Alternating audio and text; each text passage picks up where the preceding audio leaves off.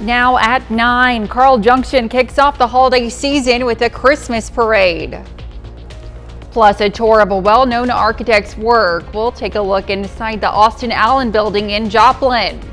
And respiratory illnesses on the rise once again, particularly in young kids. I'm Dana Marie McNichol. I'll have more on that coming up.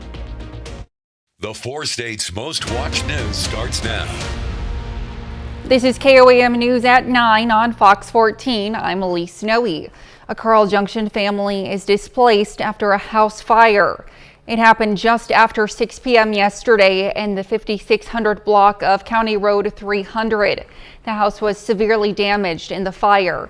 2 people were inside at the time of the fire, but both made it out uninjured, though officials say pets did not make it out. The Red Cross was assisted to help the displaced residents. A cattle hauler overturned yesterday morning in Jasper County. It happened around 4:30 a.m. at the intersection of County Road 130 and Baseline Boulevard. The driver was not injured. There was around 85 head of cattle on board. They were offloaded onto numerous smaller waiting trailers. Meteorologist Katie Fraser joins us with a first look at weather. Finally arrived. They are picking up, and I expect them to actually increase in intensity over the next several hours. We'll have a chance for a couple showers tomorrow. A warming trend is expected this week, and then we'll have another chance for rain as well. Here's a look at the wind tracker across the 4 states, and right now we are gusting up to 23 miles per hour in Joplin, 10 in Pittsburgh, 17 out in Yates Center, and 18 in Independence. But as I just mentioned, those winds are expected to pick up over the coming hours. Of course, I'll track it all out for you in a few minutes here. Rain-wise, it looks like we are having a little bit of rain moving through the area as well. I'm not so sure a lot of this is hitting the surface, but you might actually get a little bit of a sprinkle over the coming hours as well. We'll time out your rain chances and talk about your wind chances as well for tomorrow coming up in just a few minutes. All right, thanks, Katie. Well, residents of Carl Junction were able to get outside and enjoy the nice weather today with the Christmas parade. The parade began at 2 this afternoon and featured a performance by Carl Junction senior and junior high bands, JROTC representing the colors, and of course, Santa Claus. I appreciate the spirit in Carl Junction that we have, that everybody participates and everybody is willing to come along and listen, and the city of Carl Junction has great community spirit and we just love every aspect of the city here. Area businesses also took place in the parade, such as Redemption Motorsports and Car Buddies. Well, Santa came to Columbus, Kansas today for the CUHS Career and Technological Education Holiday Market. Attendees were able to take pictures with Father Christmas himself by Stacy Crane Photography. Each photo was $15. After meeting Santa, attendees were able to continue their Christmas shopping from more than 25 vendors. Today there's a little bit of everything from baked goods to fishing poles, Christmas ornaments, home goods, decor, Western gear, all kinds of different things here for everyone and to finish out their shopping lists. Santa flew in at noon and left around 4 this afternoon. Grace Lanes and Christ Community Judo today teamed up for a self-defense fundraiser. The purpose of the fundraiser was to raise money for insurance so the classes can be taught free of charge. Attendees were able to bowl with friends and family while bidding on various Christmas gifts. So Grace Lanes is amazing enough to allow us to take these 3 hours, and all of the proceeds that go, all of the bowling proceeds come straight back to the club. Some of the items up for bid included baskets full of tumblers, blankets, and various types of candies. Responsible for multiple entries in the National Register of Historic Places, architect Austin Allen has designed multiple buildings in the Joplin, Webb City, and Oronogo area. Today, historian Brad Belk shares Allen's story with attendees as they embark on the Austin Allen building tour. KOAM's Jasmine Knight has more information. Samuel Austin Allen, born in Philadelphia, Pennsylvania in 1880, quickly became known as the most distinguished architect during Joplin's first 50 years. Well, these historic structures that he designed are, and which lived way beyond him, are significant because of their nature of what they did in our community. Their style, their architectural style is really fascinating. They're well put together buildings. Within 14 years, he built many residential four-room houses for people of moderate means. Most of these residences were modern bungalows featuring overhanging porches and roofs. I'm going to kickstart this tour off and give them some highlights of Austin Allen's career, but primarily use some sources that where he explains what architecture means to him. And so, you know, it's always good to get that first-person perspective. Some of the historic sites included on this tour includes the St. Peter's Apostle, the United Hebrew Temple, the Olivia Apartments, and the Newman Brothers Building, which currently stands as Joplin City Hall. Austin Allen's buildings are significant because many of them are on the National Register of Historic Places. And when you're on that list, that's a very, very small list. And so it's the nation's greatest buildings. And so he fits the bill in that respect. Allen even built houses for some of Joplin's notable historic figures, such as Tom and Frank Lennon, Adam S. Scott, and the Pitcher family. Some of the buildings on this tour have been converted to serve new purposes, such as the building behind me. What used to be Joplin High School is now Joplin Schools Administration Building. Reporting in Joplin, Jasmine Knight, KOAM News. The tour features 18 sites, 15 in Joplin, 2 in Webb City, and 1 in Oronogo. 10 of those sites showcase the interior and exterior of the building, while the others only showed the exterior. Up next, respiratory illnesses are surging around the country. We'll take a look at how it's affecting young kids. If you're noticing that there's something going around, well, you're right. Doctors say respiratory illnesses are surging around the country, particularly in young kids. Pediatric doctors' visits in recent weeks nearly tripling the average for other ages. Fox News correspondent Dana Marie McNichol has more. As temperatures drop across the country, cases of respiratory illnesses are on the rise. Health officials say they're seeing an uptick in flu, RSV, and COVID infections. The surge in the so-called triple-demic is expected in the winter months, but still a concern for doctors and parents. CDC Director Mandy Cohen telling a House committee last week that COVID remains the biggest threat. COVID is still the respiratory virus that is putting the most number of folks in the hospital and taking their lives. So it's about 15,000 people in the hospital for COVID and about 1,000 people dying per week across the country related to COVID. Cases of flu are surging in the South and Southwest, though this year's flu vaccine appears to offer solid protection against current strains of the virus. About 38% of adults and children have been vaccinated for flu.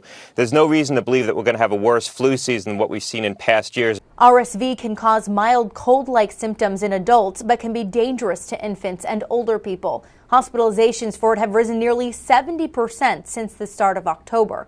Thankfully, those infections could soon be leveling off. We're near peak, is what I would say, for RSV. Officials are also looking into reports of pneumonia outbreaks in children in 2 states, but don't currently believe it's a major cause for concern. It's a known bacteria that is epidemic every 3 to 5 years, so we've seen epidemics of this in the past. As always, doctors recommend to wash your hands regularly and avoid big crowds to keep yourself from getting sick. In Miami, Dana Marie McNichol, Fox News. Schools will be able to get free antigen tests for COVID-19 starting this month. The Department of Health and Human Services is set to teach districts how to request them soon. Officials say schools can keep the test on site or send them home with kids. The news comes as hospitalizations from COVID have been on the rise and officials expect cases to spike. A new analysis shows millennial and Gen Z women have higher risks to their health than older generations. A report by the Population Reference Bureau found that women born after 1981 had higher risks to their physical well-being and safety compared to their mothers and grandmothers. The team found that millennial and Gen Z women have a higher chance of suicide, death in childbirth, and being murdered than their predecessors. Analysts say that harmful social media content, the impacts of the COVID-19 pandemic, rising inflation, and limitations in reproductive health are also some of the reasons hurting younger women. Katie is next with a complete look at the forecast. And later, St. Louis, Missouri area school has a new four-legged friend to help their students.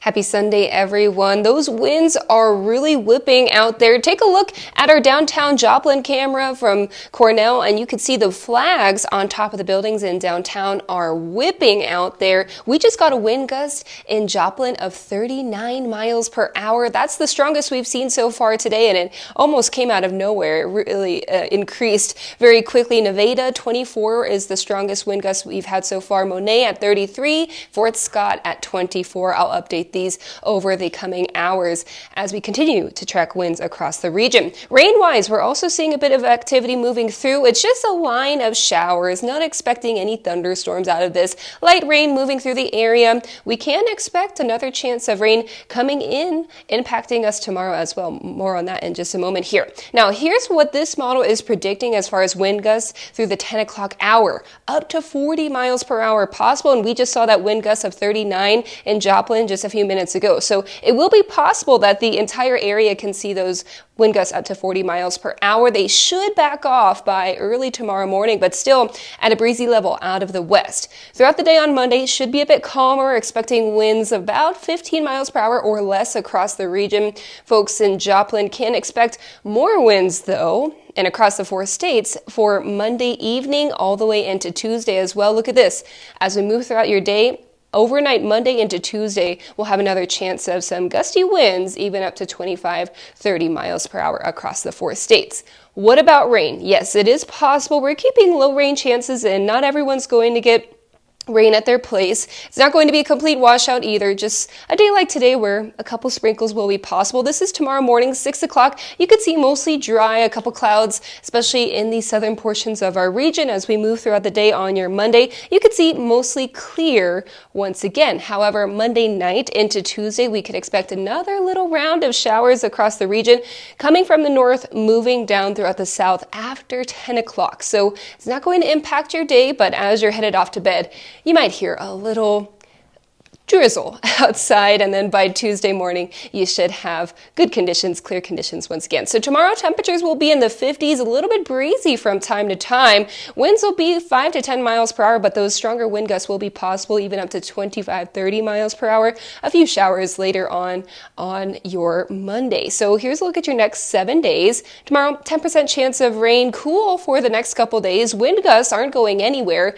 And then look at this, by Thursday into Friday, temperatures in the 60s, yes, 60s in December. And as we look towards the following week, temperatures are going to cool off a little bit, but still right around average or even above average for December in Joplin. All right, Katie, thanks. And don't forget, you can be the first to know about the day's weather with the KOAM Skywatch weather app. You can get a severe weather update sent straight to your phone free of charge. It's available in the Apple App Store and the Google Play Store, the KOAM Skywatch weather app.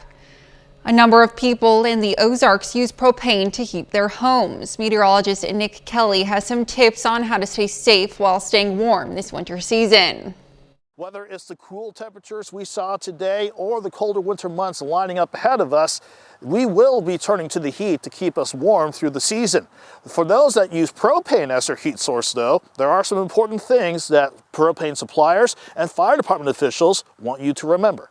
Propane suppliers tout the fuel as environmentally friendly and cheaper to run than electricity. However, propane leaks can happen near the tank or even inside the home. Experts say, as with natural gas, ethyl mercaptan adds a rotten egg or skunk spray odor to indicate if you have a leak.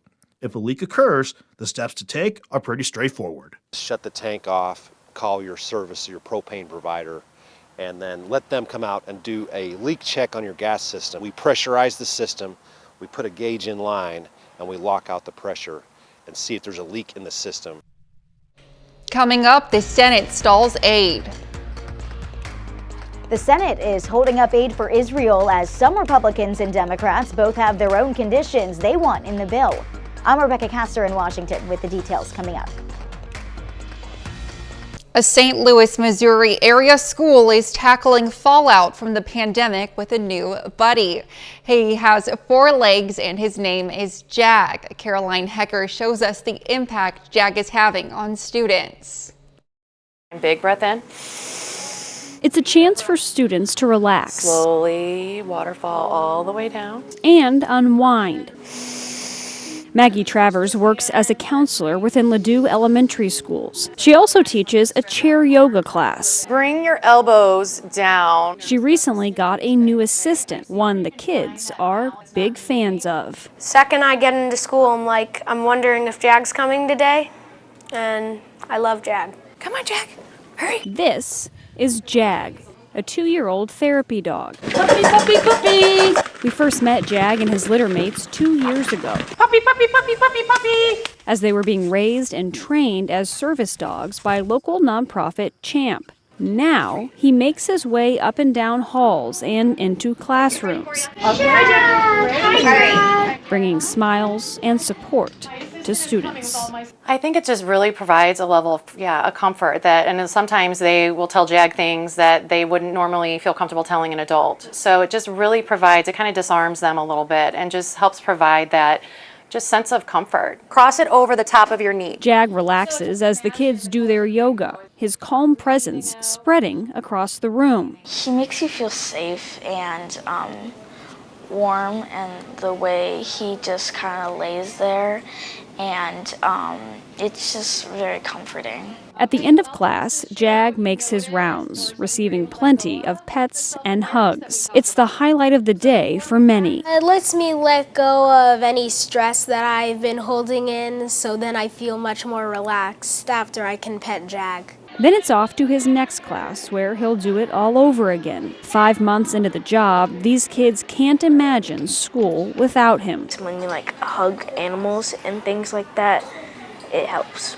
Jag will work at the district until he retires, changing both the lives of students and Maggie as well. He's just such a special boy, and I've just seen, the joy that he's brought, and it's just been such a long road to get him. And now that he's here, it's just to see what he's doing for the kids in the district. More and more schools in the United States are turning to online therapy to help students. What's known as telehealth therapy is being used to address mental health struggles among young Americans. A new survey by the Associated Press says at least 16 out of 20 largest public schools districts in the country are offering online therapy sessions for millions of students. In those districts alone, schools have signed contracts with providers worth more than $70 million. School officials say they're turning to online therapy because of the soaring need at a time when there's a shortage of in-person practitioners. Students at Ozarks Technical College in Springfield now have the chance to get hands-on with some of the latest technology used in the operating room. The school was loaned a $2 million Da Vinci robot, a cutting-edge piece of surgical equipment. It allows the operator to manipulate the machine's arms to get precise movements. Having the robots in the classroom will allow surgical technology students to be ready to assist doctors during operations. Up next, a new resort specifically made for your kids. Universal's new theme park is just for kids. The company says its new amusement park in Frisco, Texas will be its first specifically designed for families with younger kids. The Universal Kids Resort will include multiple themed lands featuring brands and characters that are popular with younger fans. The 32-acre resort, which Universal broke ground on in November, is also expected to include a 300-room hotel. The park is reportedly set to open in 2026. 30 more minutes of news, weather, and sports is coming your way. Coming up, the Pentagon reaffirms U.S. commitment to allies at National Security Summit. The U.S. Senate is holding up aid for Israel as some Republicans and Democrats both have their own conditions they want included in the aid package. With just 2 weeks before the Senate closes for the holidays, it remains to be seen if Israel will have aid on their way before the new year. Fox News correspondent Rebecca Castor has more from Washington. As airstrikes resume in Gaza with the ceasefire between Israel and Hamas now over, Congress remains divided on how to send aid to Israel. There should be no conditions on any American support for Israel. But that's exactly what some senators are trying to do. A group of Republicans want the aid package to also include stricter U.S. border laws. Is it going to take a Hamas-like attack somewhere on a border state for people to recognize we need to know who's coming into this country? While some Democrats want Israel to ensure it will reduce civilian casualties in Gaza. Senator Bernie Sanders writing in a New York Times op-ed, the blank check approach must end, and the United States must make clear that while we are friends of Israel, there are conditions to that friendship, and that we cannot be complicit in actions that violate international law. The House passed their bill a month ago, allotting $14.3 billion for Israel and taking the same amount from the IRS. It has been sitting on the Senate desks over there for over a month. It's time for them to take action on that matter. And with just 10 legislative days left this year, Senate Leader Chuck Schumer faces a tight calendar to get aid passed. If Republicans don't work with us in a bipartisan way on the border, passing a supplemental is going to be very difficult. Senator Schumer says the Senate will vote on its aid package next week, and senators are also debating aid for Ukraine, which the House bill did not include. In Washington, Rebecca Castor, Fox News. Israeli airstrikes destroy a block of apartment buildings in a neighborhood in Gaza City. The United Nations says the strike Saturday left about 50 residential buildings in ruins. At least 60 people were killed and more than 300 are believed to be buried in the rubble. Israel's military says it killed a Hamas battalion commander in the area. Israel has been facing increasing pressure from the United States to do more to protect civilians, but Israeli Prime Minister Benjamin Netanyahu is vowing to continue the war, in his words, until we achieve all its goals. Drones and missiles attack 3 commercial ships in the international waters in the southern Red Sea today. U.S. military officials say a U.S. warship opened fire in a self-defense during the assault, which went on for hours. Yemen's Houthi rebels have claimed responsibility for the attack. The incident potentially marks a major escalation in a series of maritime attacks in the Mideast that have been linked to the Israel-Hamas war. Multiple vessels have been found themselves targeting by Houthi rebels. The Pentagon has said since Hamas's terror attack on Israel 2 months ago, which started the Hamas war. The head of the Pentagon renewing America's commitment to its allies during a national security summit this weekend in California. Defense Secretary Lloyd Austin pledging the U.S. military would continue to rise to the challenge in the face of growing conflicts around the world. Here's Fox News national security correspondent Jennifer Griffin. Every conversation here at the Reagan National Defense Forum has focused on technology and AI, not just how to compete with China, but how to protect allies, Taiwan, Israel, and Ukraine. The U.S. military is here to win our country's wars and to win them decisively. We will always try to deter conflict, but if we have to defend our country, we will fight and we will win. Defense Secretary Lloyd Austin and others evoked Reagan as they explained why the U.S. must remain the arsenal of democracy. American leadership is what holds the world together. From Russia to China, from Hamas to Iran, our rivals and foes want to divide and weaken the United States, and to split us off from our allies and partners. So, at this hinge in history, America must not waver. Secretary Austin went on to say the cost of courage is dwarfed by the cost of cowardice. He said America's commitment to Israel's security is ironclad, and he said the U.S. will ensure that Ukraine wins. And you'll hear some people try to brand an American retreat from responsibility as bold new leadership. So when you hear that, make no mistake, it is not bold, it is not new, and it is not leadership. Secretary Austin said that the single most important thing that Congress can do is to pass a defense budget. He said our enemies don't have to operate on a CR. At the Reagan Library, Jennifer Griffin, Fox News. Still ahead, a TikTok feud escalates. The back-and-forth fight over TikTok ramps up at the state level while federal action remains stalled. I'm Alexandria Hopp in Washington. I've got details coming up.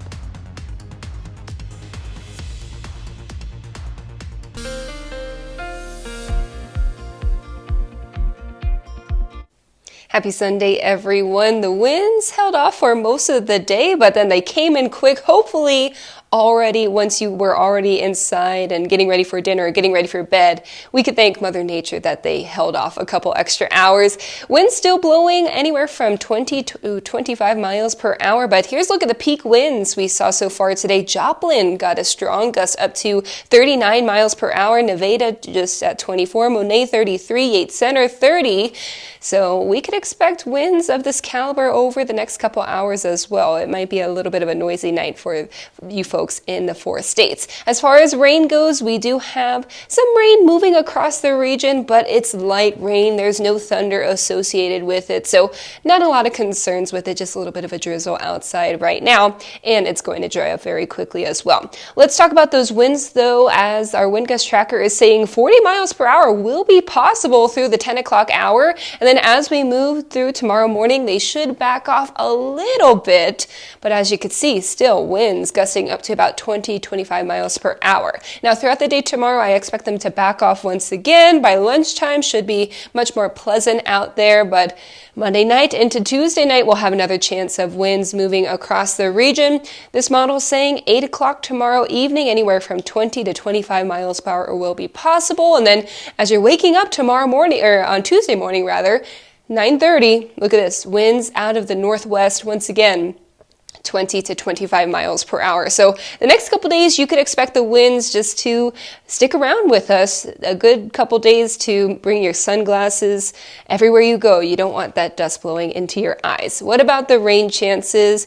Low for the rest of tonight. I wouldn't be surprised, though, if a couple of you got a little sprinkle. Once again, it'll dry up quick. By tomorrow morning, some clouds pushing out of our area, closer to the Ozarks. And then as we move throughout the day tomorrow, we should have mostly clear conditions. Temperatures warming into the low 50s, around average this time of year. And then tomorrow night, 6:30 into 8:30, 10 o'clock, we'll have another chance of rain moving in from the north. So those of you folks in Fort Scott, Iola, Yates Center will have a chance of another drizzle tomorrow night. And then all of us will have a drizzle likely from Monday night into Tuesday morning. It'll dry out once again, leaving us with clear conditions for your Tuesday morning. So here's what your day looks like tomorrow. Temperatures warming up gradually into the low 50s for tomorrow afternoon. It'll be a pleasant day once those winds get out of here. So expect the winds overnight tonight. They'll drop off for the day tomorrow, and then they'll increase once again Monday night into Tuesday night. Random showers possible tomorrow night. Cool and breezy conditions stick around. But then by Thursday and Friday, we are going to be warming up into the mid-60s. We'll have another chance of rain for Friday and Saturday of this upcoming week, and then cooler temperatures will follow behind. Coming up in sports, the Kansas City Chiefs take to the field on prime time once again. Plus, Pitt State football announces a new head coach. Brock Baldridge has the details and more.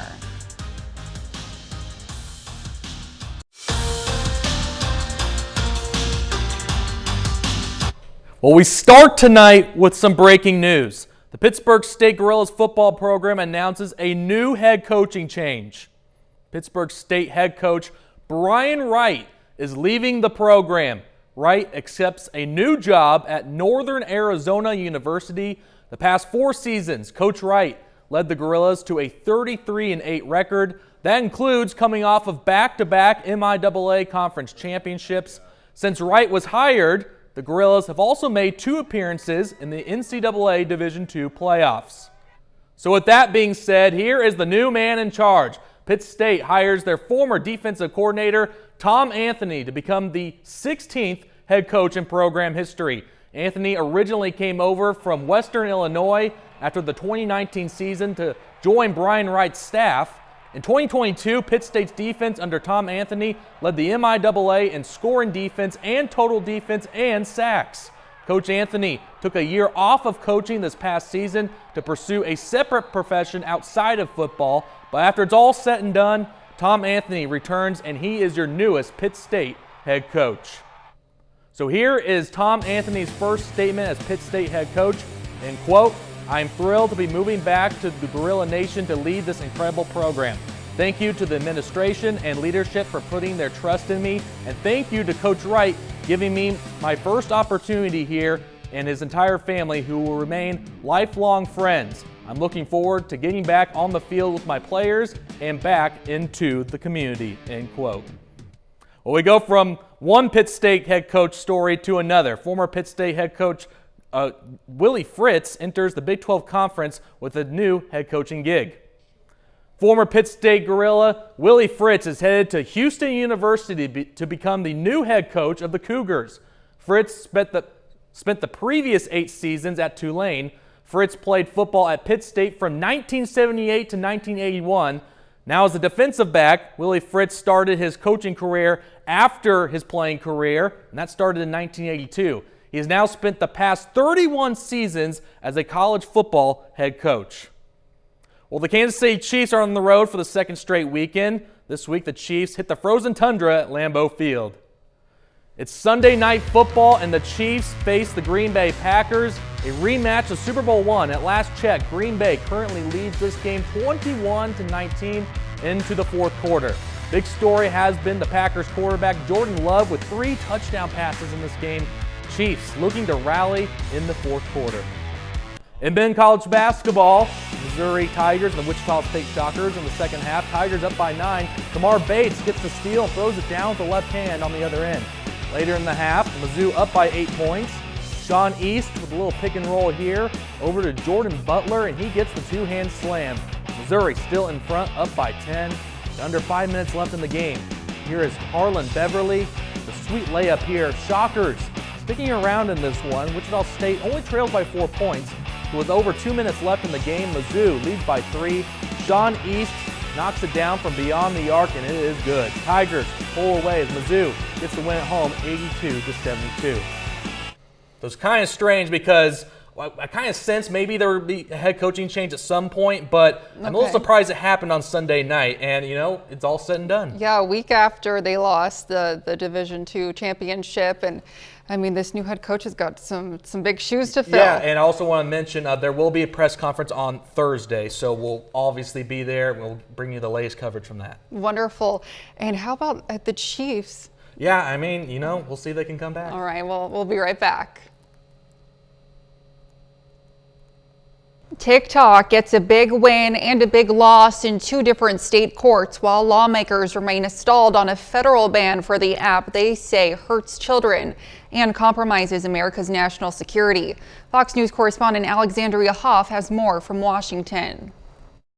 It's the digital fentanyl of our age. It's one step forward, one step back in the legal battle to ban TikTok. The social media giant getting new life in Montana after a federal judge blocked a law that would have banned it across the state starting next month. The judge ruling the ban, quote, likely violates the First Amendment. But further south in Utah, it's just one step closer in our fight to help Utah's kids. TikTok faces an uncertain future after a judge ordered the company to hand over sensitive documents related to the state's ongoing investigation into whether the app harms children. TikTok now asking the state Supreme Court for an emergency injunction. I do not know what else they are looking into. There is nothing in those investigative subpoenas that is not relevant to the complaint that they have filed. The battles at the state level come as action on a nationwide TikTok ban remains stalled. Earlier this year, the White House demanded the company's Chinese owners sell their stakes, but that hasn't happened. And just 2 days ago, Vice President Harris dodged a question about whether the app should be banned. You don't have a specific view on TikTok itself? I'm not commenting on it. Are you on TikTok yourself? I'm not. Are you not like but a voyeur? many of the young people in my family are, I'll tell you that. On Wednesday, the Senate Judiciary Committee announced a hearing with several big tech CEOs, including the head of TikTok, testifying about children's safety on their platforms. In Washington, Alexandria Hoff, Fox News. Google is urging Chrome users to update their browsers after confirming a new vulnerability. The company says an exploit was discovered last week that could allow systems to be hacked. Google says at least one attacker performed a, quote, sandbox escape, which can be used to install malicious codes and steal data from vulnerable systems. The company says the newest update for Windows, Mac, and Linux is rolling out in the coming weeks. Up next, a preview of this month's holiday movies. Highly anticipated movies this December range from superhero films to musicals, animated adventures, and more. Here's Fox's Ashley Dvorkin with a look at what's coming up on the big screen this month.